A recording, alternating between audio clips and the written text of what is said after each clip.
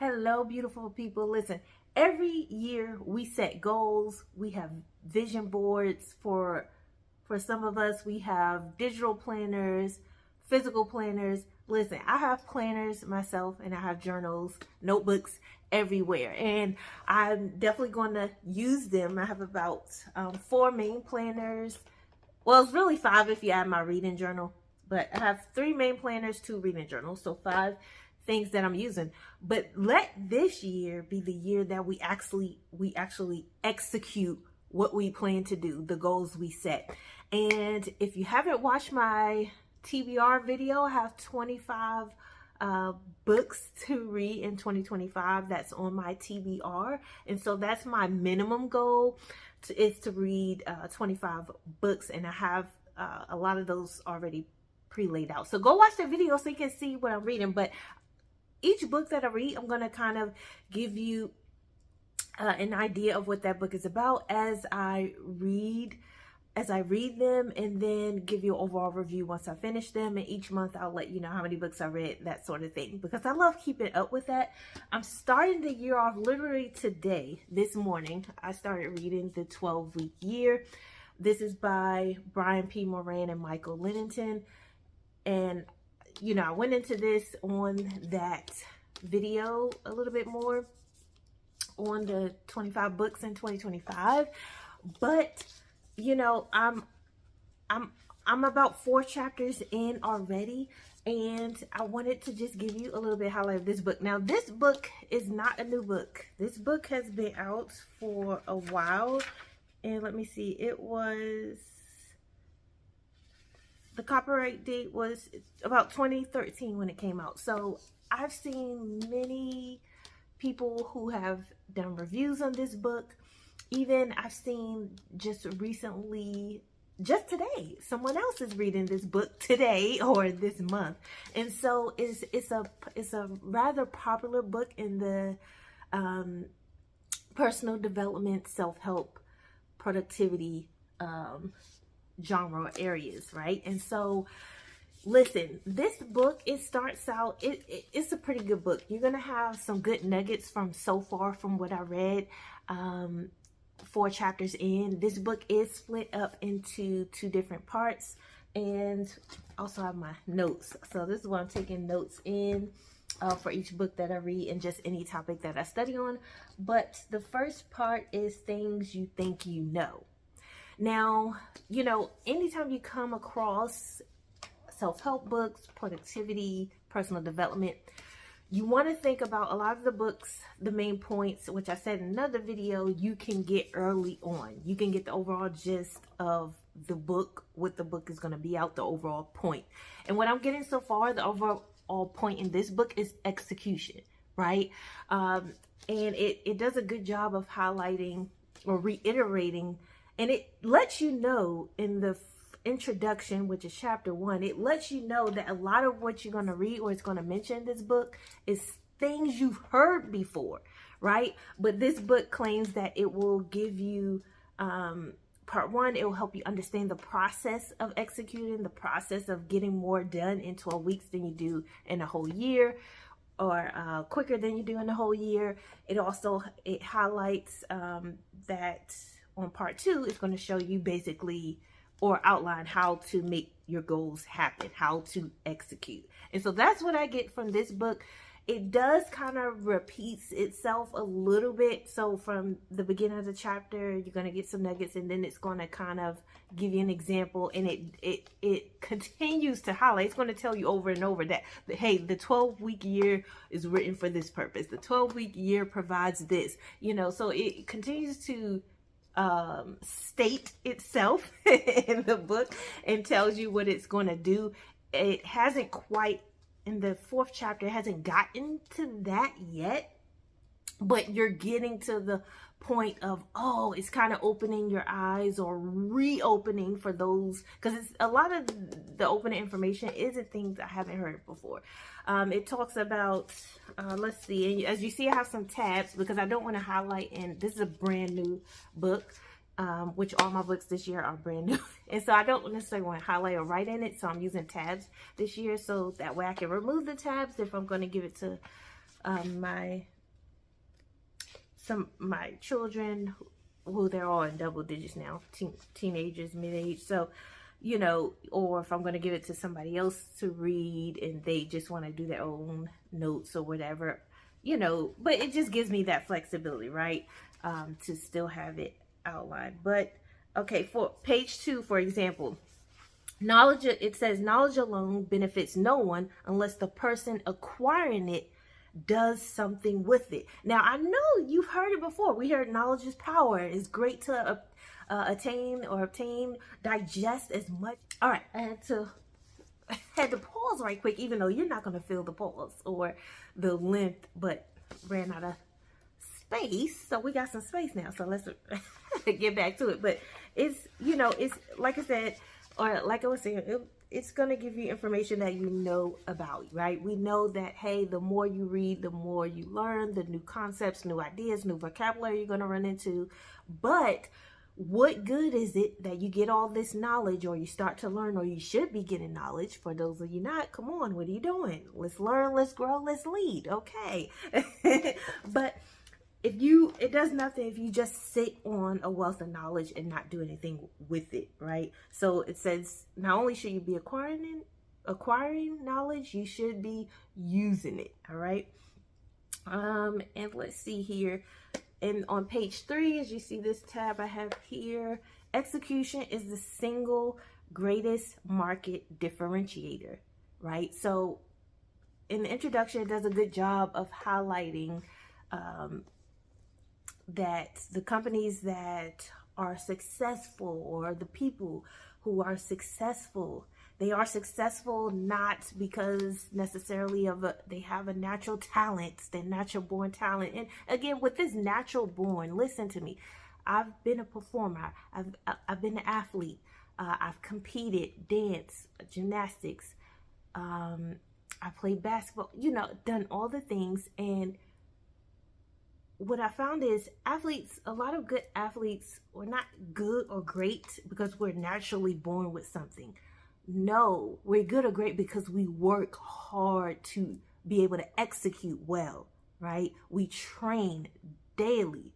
If you know, you dedicate your life, your weekends, your afternoon after school, when you're school age, you dedicate a lot of time to learning new skills and training on them, constantly getting your muscle memory up. So I love that they highlight that execution is the single greatest market differentiator. Those who execute well, those companies who execute well, you as an individual, if you execute, because I need to get better at my execution. Okay. If we execute well, we can get the results that we are looking for. So I do like that. So again, things that you heard before, but it is highlighting it in a beautiful way that's very easy to read. Another thing that I note, I tabbed while reading this morning, is we are what we repeatedly do. And this is a quote by Aristotle. So let me read again. We are what we repeatedly do. Excellent then is not an act, but a habit. And so if what we're repeatedly doing, that's who we are. That's what we're producing. So if we're not doing anything of substance or of quality or something that will give us a return in our investment, because listen, you invest in what you want to invest in every day. It's not just money that you invest in. You invest your time. You invest your thoughts. You invest your abilities, your capabilities, your skills daily. So if you're investing more time in watching TV, watching somebody else execute, then that means that's less time that you're executing. And of course, by everything do with imbalance, right? So you may be watching this video and you're like, hey, Darnaya, you telling me to execute. Yes, I am telling you to plan and execute, right? But you can set time aside. Like, okay, I'm going to spend this amount of time watching what I need to watch, listen to what I need to listen to, read what I need to read. And then I'm going to spend time creating and executing on my end, right? You don't spend your whole day. Come on, unless you're on vacation. But if we're not successful yet, we should not be doing a lot of vacations. If we're not where we want to be yet, don't spend your whole year going to beaches. No, you need to be executing. So this year's the year of execution. And by the way, my word of the year for 2025, I set for myself, is increase, because I'm looking to increase in every area, emotionally, mentally, physically, spiritually, and just everything. Okay. And so you and we have to get that done. And so it does a good job of highlighting that. Also, what's something else I noted? All right, on page 21. Okay, here's a quote. Here's another thing. Page 21. It highlights, you will never outpace your mental models. Vision is the first place where you engage your thinking about what is possible for you. You must be clear on what it is you want to create. And so I love that because it's pointing out here that the biggest barrier to high performance is not the physical manifestation, but the mental creation.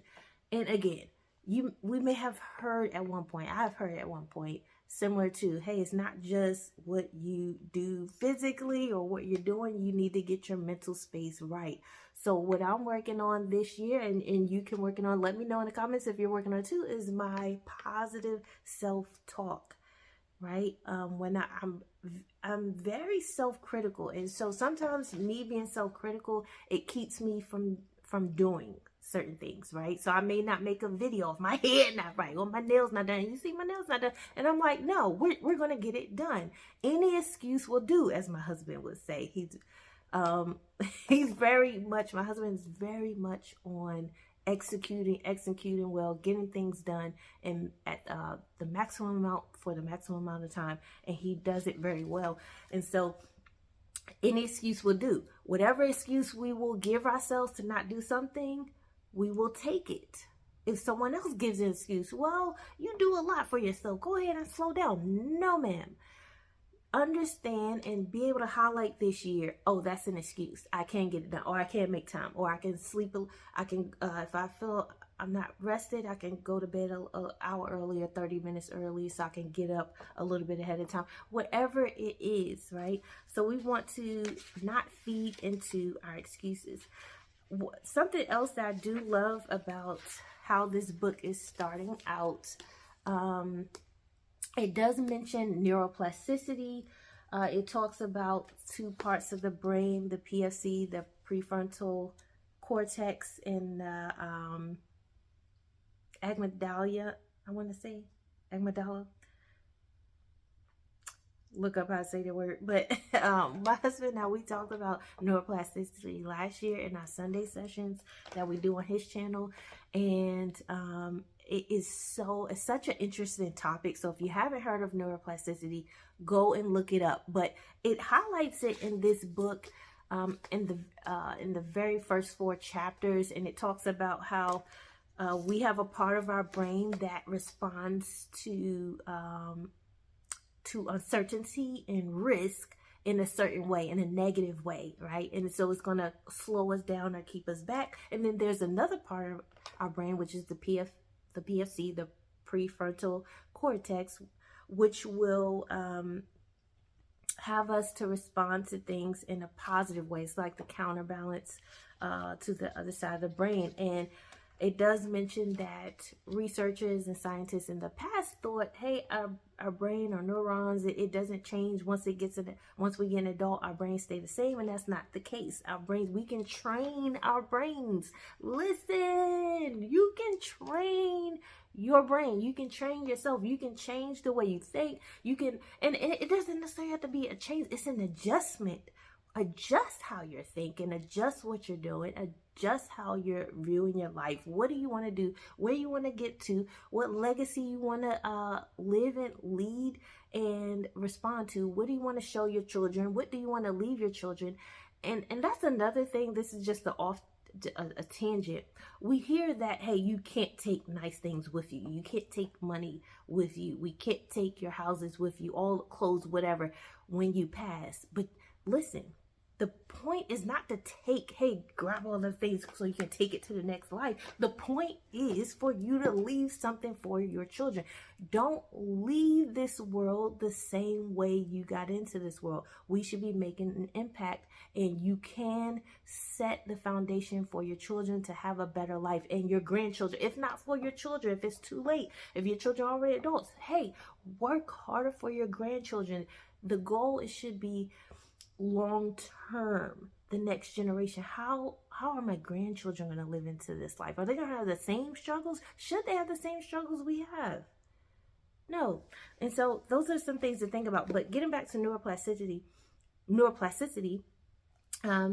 it's the capacities of our brains to change and develop physiological I can't get my words out physiologically, based on how we use it. So you have to use your mental capacities. You should be using it often, daily, and you can train how you think and how you respond to certain situations, right? The first 4 chapters also highlights a technique called periodization, which is a technique that's used in the athletic world, but these two people, Brian P. Moran and Michael Lennington,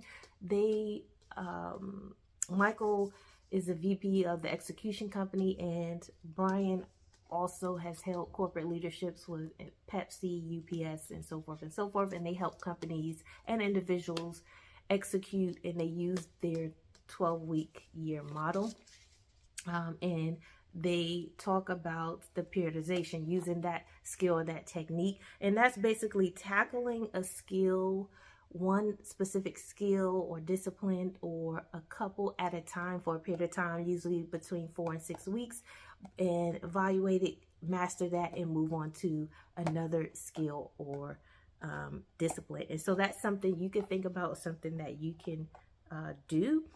And hello.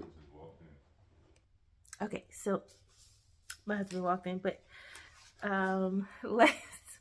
to close up, this book is pretty great. And like I said, with all self-help books, you may get a little bit fluff, but this is pretty much worth the read to get you focused for the year. So I'm glad I'm started with this read.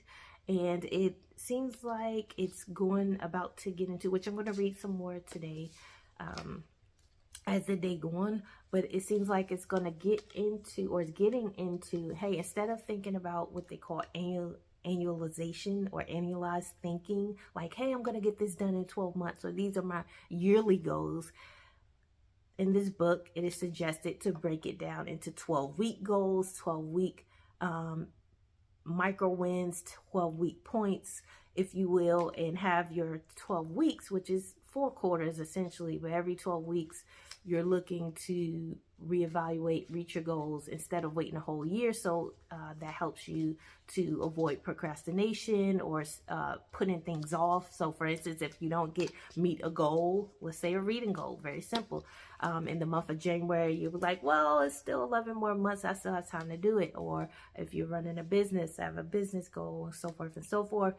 And this book highlights that annualized thinking can cause you to put things off, or cause you to feel like, oh, if I didn't reach the goal, the whole year went bad. And so breaking it down into 4 quarters, every 12 weeks, reevaluating, hitting goals, your micro wins, you can keep yourself kind of on that successful up-level trend.